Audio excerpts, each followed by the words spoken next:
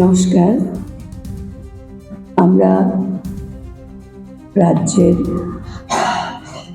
4টি বামপন্থী মহিলা সংগঠন এবং একটি মহিলা গণসংগঠন এবং লয়ার্স ইউনিয়নের যৌথ উদ্যোগে আজকের এই সাংবাদিক সম্মেলন।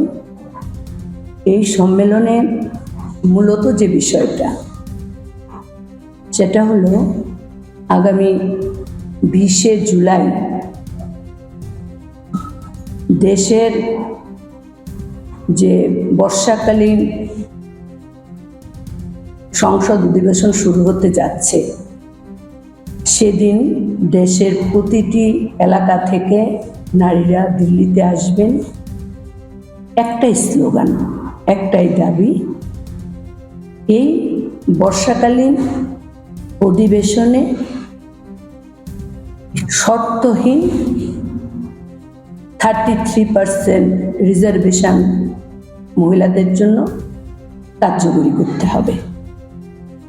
এই দাবিতে যন্তর মন্তরে আমাদের সময় চাওয়া হয়েছে, সেখানে ধর্ণা কর্মসূচি হবে।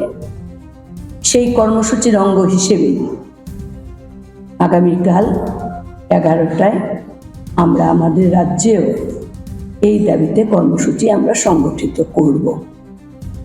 পাশাপাশি আমরা আজকের এই সাংবাদিক সম্মেলনে বলতে চাই, দেশের ছাত্রদের ভবিষ্যৎ নিয়ে যে ধরনের ছিনিমিনি খেলছে বর্তমান সরকার, এবং আপনারা জানেন গতকাল যন্তর মন্তরে যে ধরনের ভূমিকা গ্রহণ করেছে দেশের সরকার,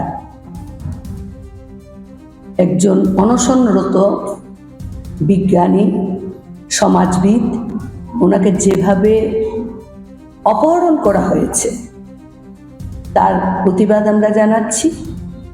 এবং আগামীকাল দেশের ছাত্ররা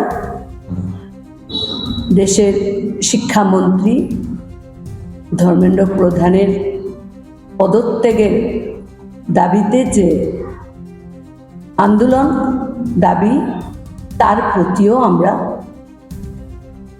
সংহতি জানাবো। আগামীকাল ভারতের ছাত্র ফেডারেশন, উপজাতি ছাত্র ইউনিয়ন, তারা এক দিবসীয় অনশন কর্মসূচি তারা করবে।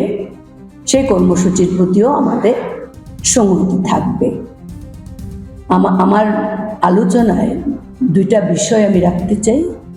সেটা হলো দীর্ঘ আন্দোলনের মধ্য দিয়ে যে নারী বিল দেশের সরকারকে পাশ করতে বাধ্য করেছে দেশের নারীরা,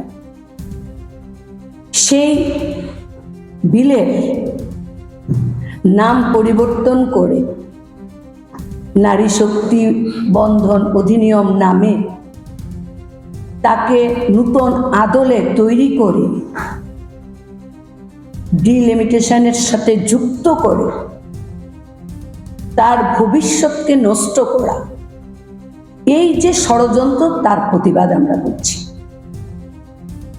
আমরা বলছি যে আসন পুনর্বিন্যাস হোক, জনগণনা হোক,